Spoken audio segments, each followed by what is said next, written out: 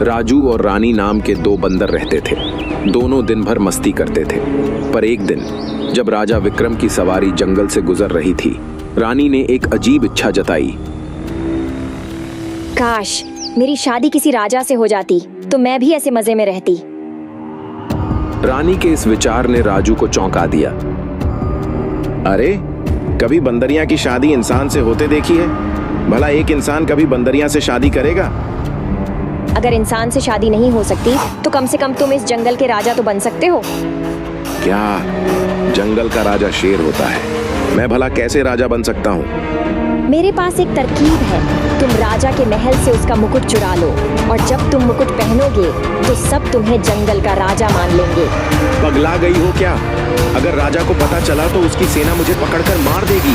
तुम मेरे लिए इतना भी नहीं कर सकते?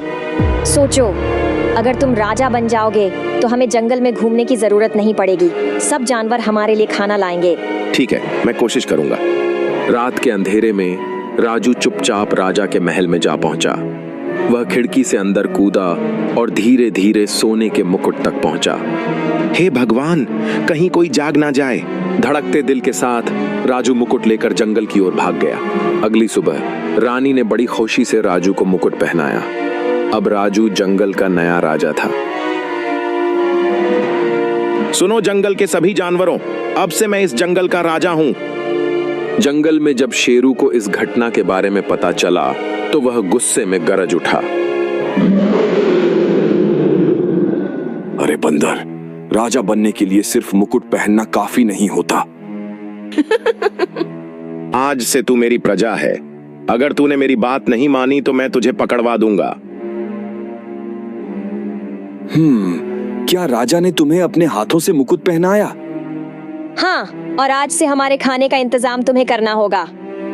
इस बीच राजा विक्रम को खबर मिली कि जंगल में एक बंदर ने उनका मुकुट चुरा लिया है। उन्होंने तुरंत अपने सैनिकों को जंगल भेजा। राजा विक्रम ने सैनिकों को आदेश दिया कि बंदर और बंदरिया दोनों को पकड़कर महल में लाया जाए। राजा का मुकुट लौटाओ, वरना अंजाम बुरा होगा। अरे, मरवा दिया तूने। मुझे भी डर लग रहा है। सैनिकों, इन दोनों को जेल में डाल दो। महाराज, मुझे माफ कर दीजिए। ये सब रानी के कहने पर किया था। जंगल में जब शेरू को इस घटना के बारे में पता चला तो वह गुस्से में गरज उठा। जब ये बंदर वापस आएगा मैं इसे मजा चखाऊंगा। 1 महीने बाद राजा विक्रम ने बंदर और बंदरिया को छोड़ने का फैसला किया। जंगल में लौटने के बाद शेरू ने गुस्से से उन्हें देखा और कहा, तुम दोनों ने जंगल को धोखा दिया है। अब से पूरे जंगल के जानवरों के खाने का इंतजाम तुम्हें करना होगा। अगर कोई भूखा रहा तो तुम्हारी खैर नहीं। काश मैंने ऐसी मूर्खता ना की होती। अब जंगल में सभी उन्हें एक दिन का राजा कहकर मजाक उड़ाते थे। इस कहानी से हमें यह सीखने को मिलता है कि दूसरों की नकल करने से अच्छा है अपनी असली जिंदगी जियो। अगर आपको यह कहानी पसंद आई